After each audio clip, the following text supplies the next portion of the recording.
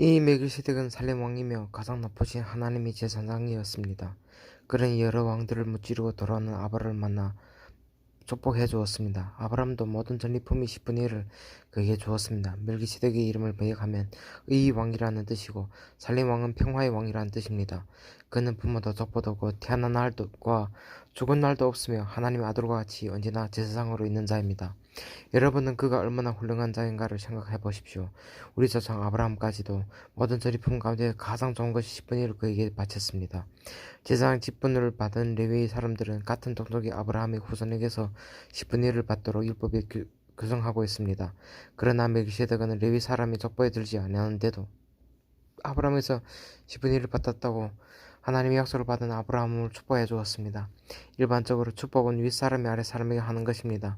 제사장들은 10분의 1을 받았고 멜기세덱도 10분의 1을 받았으나 제사장들은 죽을 사람이고 멜기세덱은 성경이 증가한 대로 영원히 살아있습니다. 그리고 11조를 받았던 레위도 아브라함을 통해 10분의 1을 멜기세덱에게 바쳤다고 할 수 있습니다. 이것은 멜기세덱이 아브라함을 만났을 때 레위는 아직 태어나지 않고 자기 조상의 몸속에 있었기 때문입니다. 하나님은 레위 계통의 제사 직분에 근거해 율법을 주셨습니다. 근데 그 제사장 직무가 완전해질 수 있었다면 어째서 아론의 계통이 아닌 멜기세덱이 계통에서 다른 제사장을 세울 필요가 있었겠습니까? 제사장 직분이 빼내면 율법도 반드시 변경되어야 합니다. 우리가 지금까지 말한 분은 레위 지파가 아닌 다른 지파에 속해 있는데 그 지파에는 하나도 제사장 일을 한 사람이 없습니다.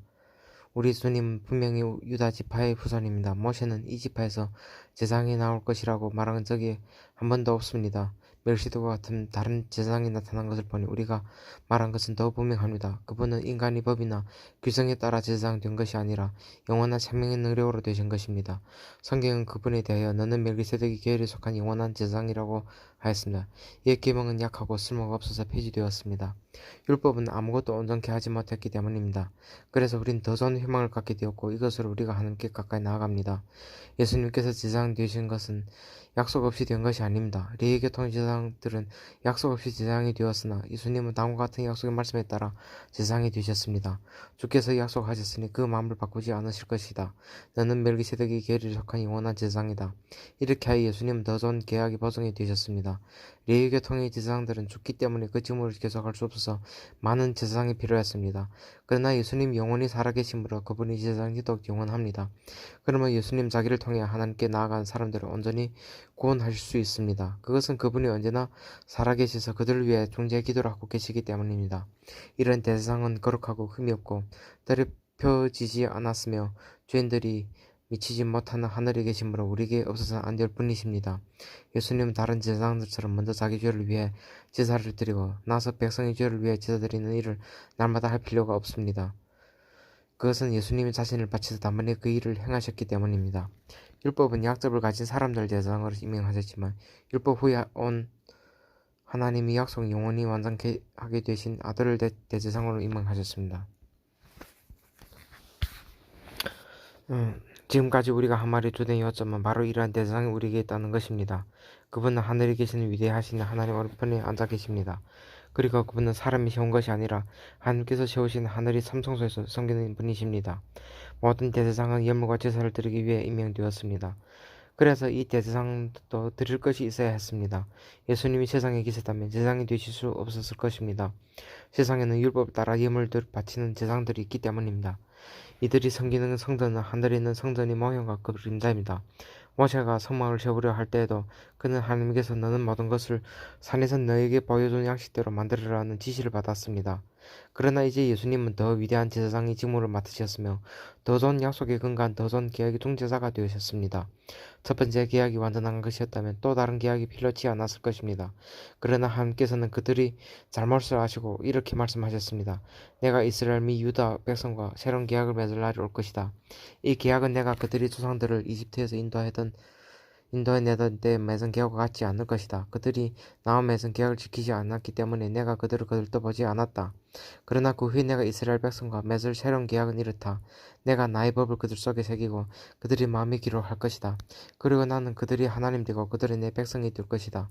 그때는 아무도 자기 형제나 이웃에게 나를 알도록 가르칠 필요가 없을 것이다.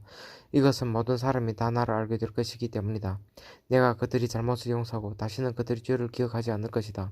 하나님께서는 새 계약이라 말씀하시면서 첫 번째 계약을 낡은 것을 여기셨습니다. 낡고 시대에 뒤진 것은 곧 사라지기 마련입니다. 첫 번째 계약에도 예배 규칙과 땅에 속한 성소가 있었습니다. 먼저 성막이 세워지고 그 성막은 가마기에 의해서 두 부분으로 나눠져 있었는데 그 바깥쪽을 성소라고 불렀습니다. 거기는 등대와 빵을 차려놓은 상이 있었습니다. 그리고 가마기 휘장 안쪽을 지성소라고 불렀습니다. 거기는 금향단과 전체를 금으로 입힌 법궤가 있고 그 안에는 만나를 담은 금 항아리와 아론이 쌍난 지팡이와 계약의 두 돌판이 들어있었습니다. 또 그 궤의 뚜껑을 속죄소라고 불렀는데 그룹이라는 영광의 천사들이 날개로 그 위를 내리덮고 있었습니다. 이런 것에 대해서는 일일이 다 말할 수가 없습니다. 이 모든 것이 사막 안에 마련되어 있어서 제사장들은 언제나 바깥 성소에 들어가 직무를 수행하고 안쪽에 있는 지성소에 있는 대제사장만이 1년에 한 차례씩 피를 가지고 들어갔습니다.